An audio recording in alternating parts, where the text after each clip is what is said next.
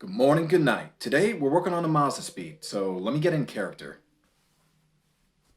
Bro, Rotella T6, Cobb, Torch Steer, Gen Quad, Cork Sport, Access Port, Gen Poo, ZZB, Auto Tech. How much smoking out of a turbo is normal? Wheel hop.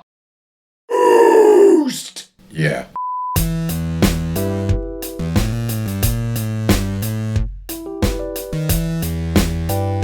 Good morning, good night. Today, we're working on the Mazdaspeed3. Little turbo boosty boy hatchback. All right, we're gonna put in a new rear motor mount because the one that's in there just doesn't cut the mustard. Let's get going.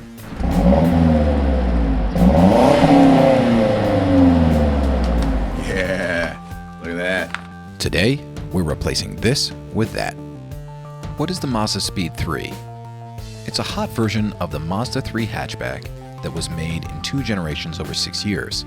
This happens to be a 2013 in Velocity Red mica paint. They came exclusively with a small turbo and a manual transmission, and they developed a cult following because while they were okay from the factory, tuners were able to build them into boost monsters, with some claiming upwards of 400, 600, or even more horsepower. But for me, it's a fun, practical car to haul the kids around in. It's a car with a lot of character and flaws out of the box. For one, it torque steers under hard acceleration, which can be both concerning and entertaining.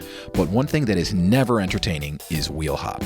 When you push the car and one of the drive wheels literally bounces off the ground as the car wrestles with the torque under load, yeah, that's not fun. Wheel hop, that's what we're trying to eliminate today with this aftermarket rear motor mount.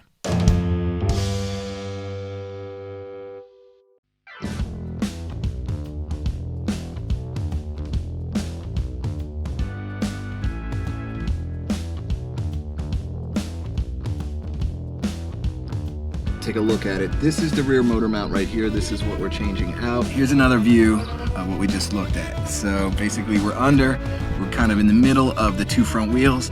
This over here, that is where the rear motor mount is. This is sort of a hanger that connects the rear motor mount. And I have an additional jack now. Just taking a little bit of pressure off the motor.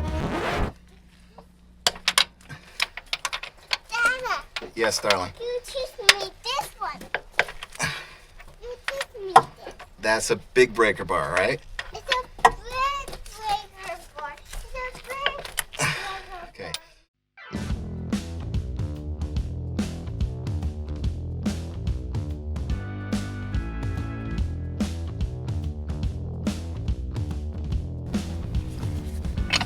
This is a 7, okay.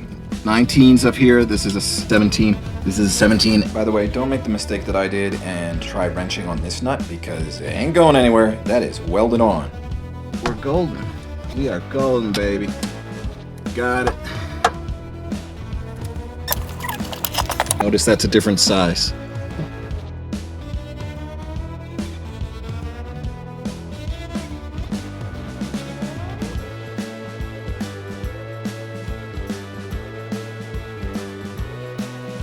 Just some wiggly, some piggly wiggly.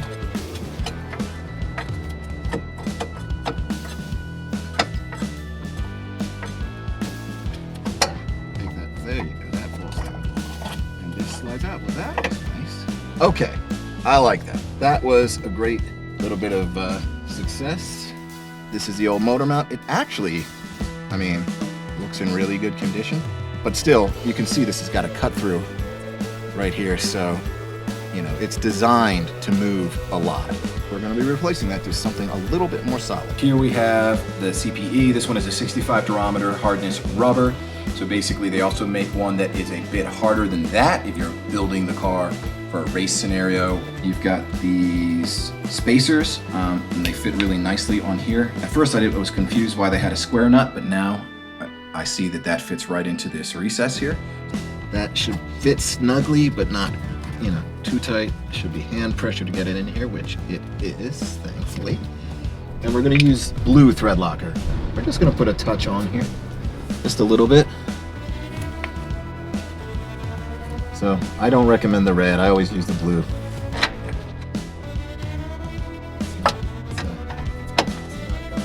I'm not tightening it down, as you can see. Still move. I want to be able to have some motion with it because this has to slot up into it. let's do that. The rubber mallet. Try and get this through. Oh, hello. All right, it is wanting to wiggle in. There it goes.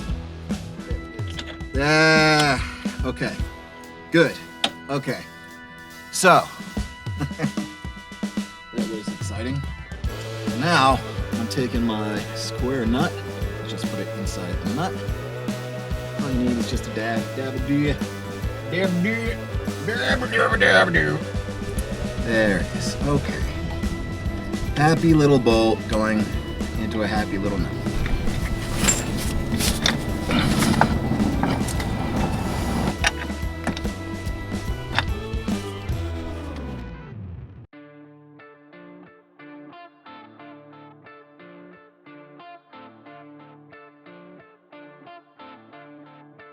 It's just not a straight shot, nor is it up here at the top.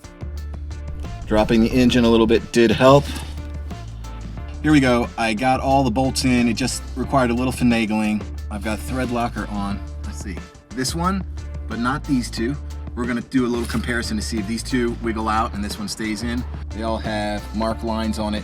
So if they do start wiggling out, we're gonna know it. And it's all together. So let's see what this car is like when we get it onto the ground. Could be some vibrations. I'm picking up good vibrations.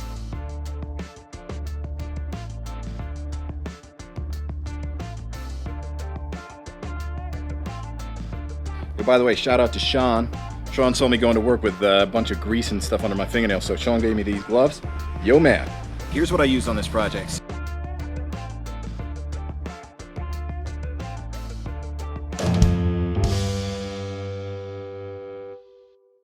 CPE, all right. I like it that you give me some instructions here, except that page 2 talks about installing it on a Ford ST. Yeah, that's not what I have. And you've got like 6-7 pages of install on a Ford Focus. Half a page of instructions for the Mazdaspeed3. All the rest is for Ford. So I guess CPE thinks Ford people need a little extra help. One of the downsides of going with a higher durometer, stronger rear motor mount is an increase of NVH, noise, vibration, and harshness. Mazdaspeed people are still angry about this. You know, we have a boost gauge right here in the center, but we have a idiot light for temperature. Like, I want both. Like, I want to know my boost, but realistically, the temperature gauge is probably more important for an actual sports-oriented vehicle. There is some significant vibration on that initial tip-in. Just a tip, just for a second, just to see how it feels.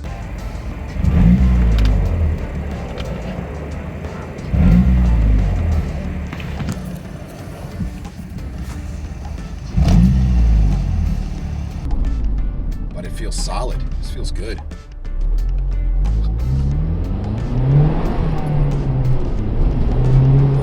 Better. This is good. This is good. So you're definitely trading off a little bit of comfort, but man, it was a love-hate relationship with the way the car was originally set up here.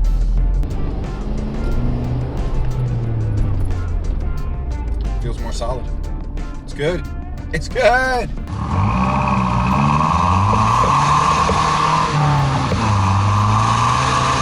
The install took me about 2 work hours from start to finish. Overall, it feels like about a 10% increase to noise and vibration, but it's not uncomfortable or startling. I took the wife out for a drive and she said she didn't even notice the difference.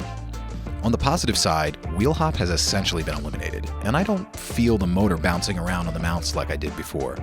It's a big improvement to the way the car puts the power down. Now, there are lots of options on the market for rear motor mounts, and CPE is not the cheapest, but I liked the durometer offering and the product design. It was perfect for my daily spec MS3. Hit subscribe and I'll keep you updated on the product, as I'm told that some of these rear motor mounts will break in a little bit over time and loosen up. I'll do another update in about 1,000 miles or so. This is Ryan Goodnight, over and out.